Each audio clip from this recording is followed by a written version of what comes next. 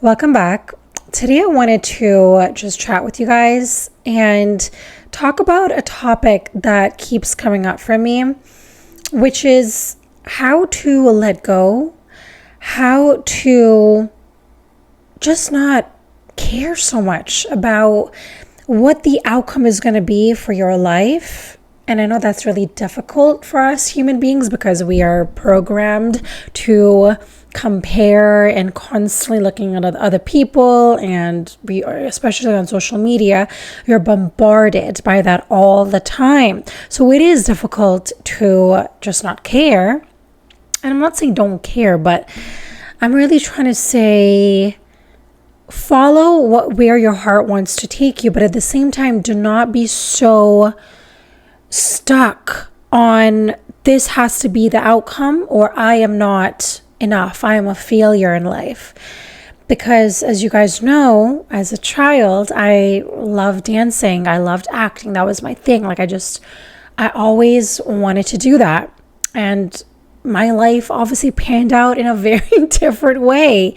And I just wish I knew when I was younger that it is okay. However, the way your life pans out, it is all going to be fine. It is all in divine order, even though it doesn't look like it, but it is. And so today I just kind of wanted to be honest, chat with you guys about what has been coming up for me. And the first thing that I want to talk about, I know it's so random, so welcome. I'm a bit random and I'm just, okay. Us human beings are so worried about being our true authentic selves, and we cover up our dreams, and we belittle ourselves, and we talk badly about ourselves. And it's sad because that was me at such a at one point in my life. And so one of the things I wanted to speak about is Michael Jackson. Okay. Now, the reason why I want to talk about Michael Jackson is because, firstly, he's very controversial. And I remember I was obviously a bit younger when, all the things, the allegations and all that kind of stuff started coming out of his. And I just remember clearly knowing that he was innocent. It was just knowing. I did not need proof. I did not need to talk to anybody. I did not need to see the news. I just knew it. And that way I'm very kind of, I'm sure I get things wrong all the time, but I just knew that he was innocent. Okay. And recently he's been coming up a lot on my feed, like really randomly. And I'm sure he's been coming up for a lot of people. His music is trending. Imagine a person who has passed away after 16 years, his music is trending. That's a bit weird because people right now in the world, they're struggling out here to sell albums while this man is not even here and he's still selling out his music. So I just find that really interesting. So what I really wanted to mention here about Michael Jackson is that the reason why I am not worried about being my true authentic self is because of watching Michael Jackson and all the things, all the crap that he went through. It makes me feel like this is just what this life is that you can be the most talented human being, which is what Michael Jackson was to me, at least. He was the most talented human being. He was the most kindest, most loving human, the most generous, I thought he was super good looking, and I still think he's very good looking, and his aura and just his presence, and I just loved him. And to me, he was perfection because he was not only an amazingly talented artist, he could dance, he could sing, he spoke the truth, he stood up for things, and he loved his family even when his father, was hurtful to him or whatever happened. And he still loved his parents and his family and children. And anyways, he just, to me, I'm just like, how can this human being get any sort of hate or blame? And what I realize is that when a human being has the amount of light that Michael Jackson had, that amount of love that he exuded, that sadly, us humans, not me, but a lot of us human beings, we cannot handle it. We cannot handle that amount of light. And it's sad to see that somebody with so much authenticity and creativity and just all of the things, he was mocked. He was belittled. He was blamed. He was so misunderstood and judged for the love that he was giving. And it just goes to show you that no matter how amazing you are as a person, no matter how creative and what a genius you are and how rich you are, none of that freaking matters. Because no matter what, and I'm not trying to be negative here, but like when you're at that level, people are going to try to destroy you. I mean, I think right now we're going to it in a different direction, but I'm just saying back then, it was very much like that. When you had that amount of light and love, people are going to try to take you down.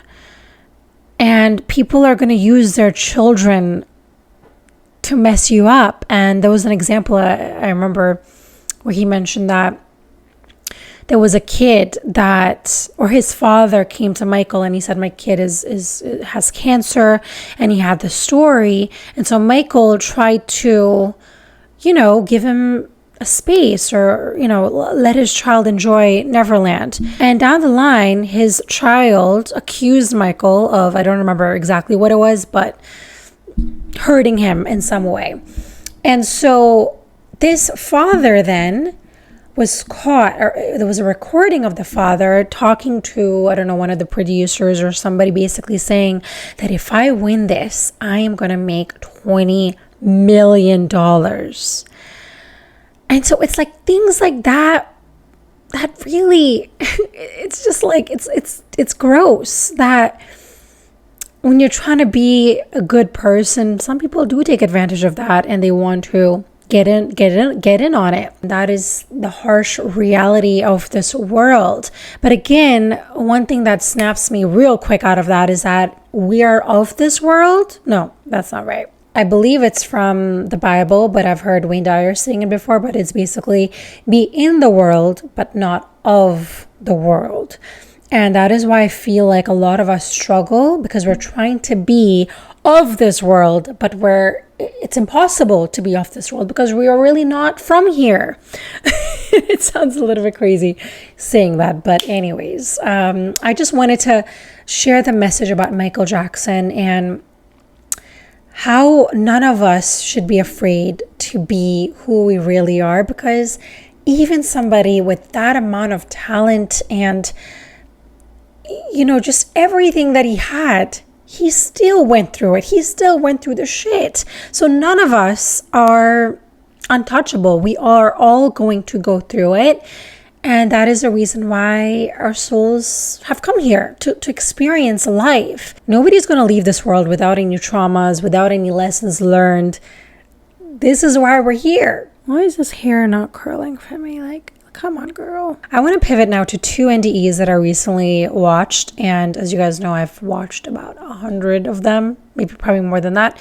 And I love listening to NDEs. It really brings me back to the present moment. It makes me more aware of this experience and what it really is, and I don't get so stuck into, oh my god, look at my bank account, oh my god, this happened, and I don't get so stuck into it. Do I experience it? Do I make my mistakes all day long? I do, but after I'm back into my calm peaceful state, I can look at my life and look at myself and be like, this is an experience. We all are having a spiritual experience in our human body. And so once I, look at life like that, it doesn't get so dark and impossible to withstand. Just made some notes, and it's funny because right before I made this video, I was asking, because I speak to my spirit guides and I ask, or my angels as well, what should I talk about? And I feel like a lot of the videos that I get sent my way because I also know the algorithm gives you what, you know, more of what you're looking for. But I also know that there's times where I'll click on something and my soul will be like, click on this, and there'll be a message in there for me. And it's like when you're just in the moment and you just kind of feel into where is your soul taking you, I feel like life gets that much more adventurous. And anyways, okay. So the NDE that I want to talk about is, and of course it's a long story, but I just want to get to the gist of what I heard, and hopefully it can change somebody's life for the better. An NDE is a near-death experience, and it is basically where your soul is in between of being here on this earth and also, well, we call it heaven. I just call it heaven because it's the easiest way to explain it, but I really would just call it home. That is where we are from. That is where we originate from. It's like saying I'm from India because I was born in India. So that was my home. And I'm just come to Canada because of, okay, this is getting too long. So as we're in the state of being in heaven and coming back, they are having an experience with either God, with angels, spirit guides, and they're having a life review. So if you do some research and if you open up your mind and your eyeballs, you're going to learn about something called a life review. And the way that I know this is real, I mean, apart from I just having knowing, I don't have to I don't do a lot of, that's not true. I love doing research and I love learning. But at the same time, I also follow what resonates with me and what feels right. Like I can listen to somebody and I can be like, bullshit. And then somebody who's talking and I just know that what they're saying is really true. And another reason why I know this is true is because my own grandmother went through it, and she is very, very, very old, and she did not have any sort of videos on YouTube, because now it is trending, you know, the video, you know, people are talking about their near-death experiences. Back then, you would be called cuckoo and crazy for speaking about it. You're like, wow, you saw God? What? You know, it's insanity. But when I heard my own grandmother saying to me, and she's like 90 or I don't know, she's really old. And it's not even her. My own mom knew that she went through that as well because she told my mom. And she had a life review. And when I heard her say that, I was like, I'm sorry, what? You had it was crazy to me. And I'm sure the life review, she doesn't even remember because she's so old. But I'm sure they had to go at her and they said, listen, you need to get your shit together, lady. So basically this woman, she was at the hospital and her body was getting paralyzed. And it's a whole story. If you want me to send the link, just let me know down below. I'll send you the link.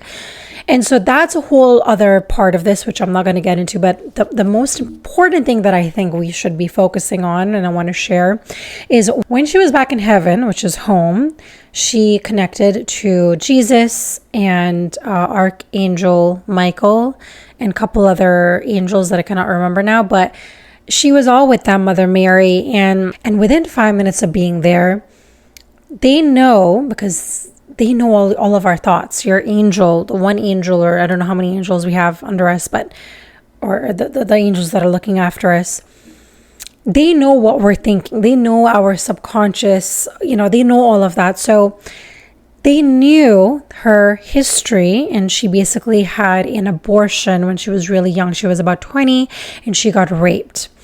And she held onto that guilt from getting that abortion after getting raped for so many years. And so that was always playing in the back of her mind.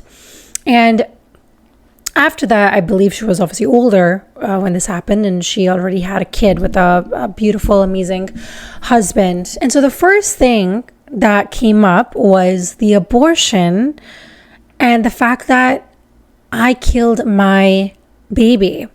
And am I going to hell now? Because after being super religious, she then ended up being an atheist. And when she was asking about, am I going to hell? What's going to happen to me?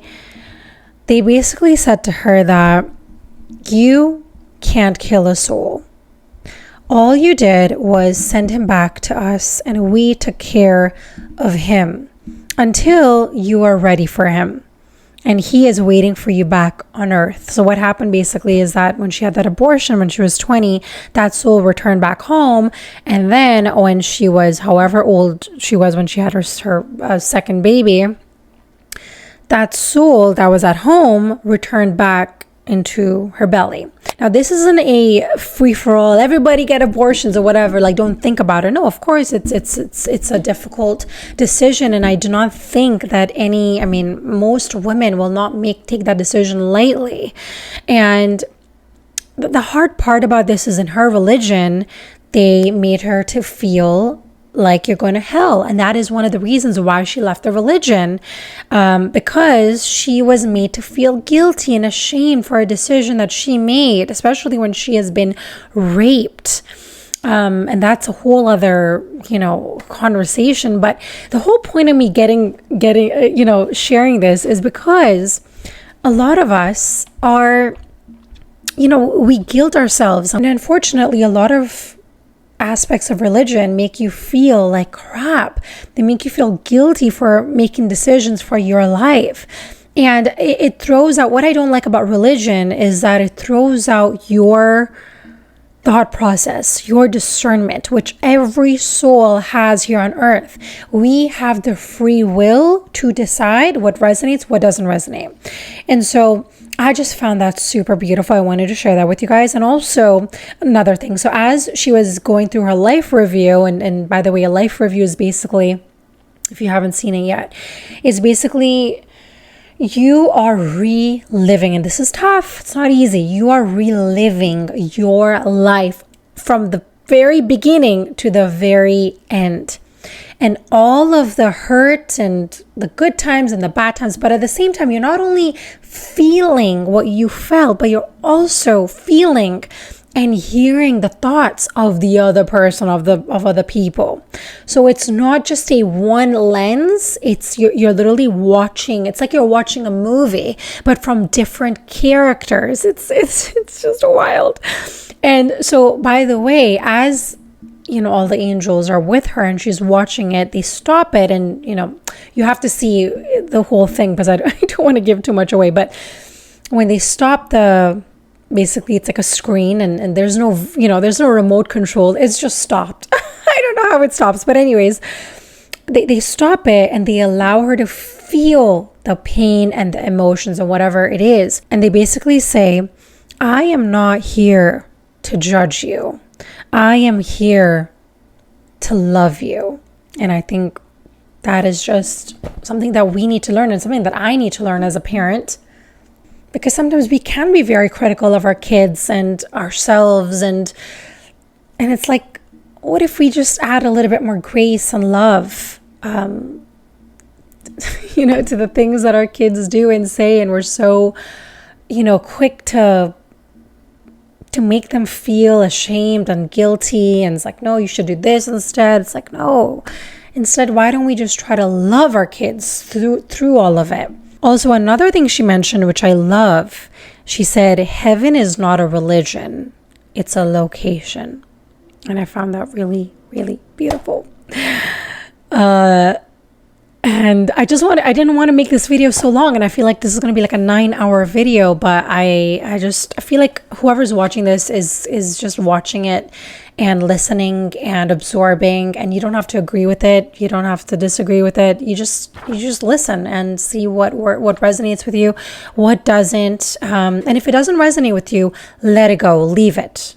That's the best thing, because I feel like each soul knows what they need to go to the next level, go to the next part of their journey. Now, there was a second NDE that I watched, and I, again, loved it, because when she was on the other side, so she was back in heaven, she asked the spirit guides and angels, basically, why was my life so difficult? Why was I so emotionally abused as a child? Why was I so criticized? Why did I not feel like I belonged in this world? Why was it so tough for me? And I believe she was adopted. So, her mother passed away at 12. And so she had a very rough time. And she was made to believe that nothing she did was ever enough. And so many of us feel that. So I can totally relate. And I feel like, to be honest, this is one of my lessons that I came here to learn. And so they basically said to her, the angel spirit guides, they basically said, because you were determined to master self-love in this lifetime, because the things that you wanted to do later on in life required you to acquire this amount of self-love. And I feel like we all need to really just absorb this next part. I mean, the whole video is phenomenal, but this part is it, okay? And they also said, and you had tried many times to master self-love in your past lifetimes, but you failed. I mean, they probably didn't say failed, but they basically said you hadn't mastered it. So this lifetime, you were determined to master it or die trying. And she jokingly said, I literally almost died. So it's kind of true. And that is when she asked, well, why wouldn't I put myself in a family who supported me, who loved me, who affirmed me, who told me that I could do anything I put my mind to, tell me how wonderful I am? And they said the reason why you didn't get this type of love, this type of family, is because then you would spend your entire life looking for love outside of you to validate you. You would be looking for love from outside of yourself rather than being forced to ignite the spark of self-love from you. This blew me away because that's so true. If we have the best parents, we're not going to really learn what self-love is about. And they also mentioned, because when you feel like you aren't getting love or validation from anyone else outside, the only person left is you. And you got to find it in there because it is already available to you. You have to lit the spark of self-love yourself. I found that just life-changing, and I really hope that it changes your life in some way because it definitely did for me. And I hope that you guys enjoyed this video. I also want to mention I have just published a new book for children. It's like my little baby, and I just want to share this with you guys. And I as I mentioned in my last video, I believe the way to change the world is to look at our kids and see how much love are we sharing with them and how to deal with problems in life. It's through love. And love doesn't just mean you sit there and love people, but it's also about creating boundaries and saying no to people. That is part of love that we often tend to miss. And so I've created a book about boundaries, about self-acceptance, about saying no. And I just feel like it is a book that I wrote that my soul and my guides helped me to write. And so if you want to check it out, the link is down below or also in my bio. I love you guys. Thank you so much for spending your time with me, and I'll see you guys in my next one.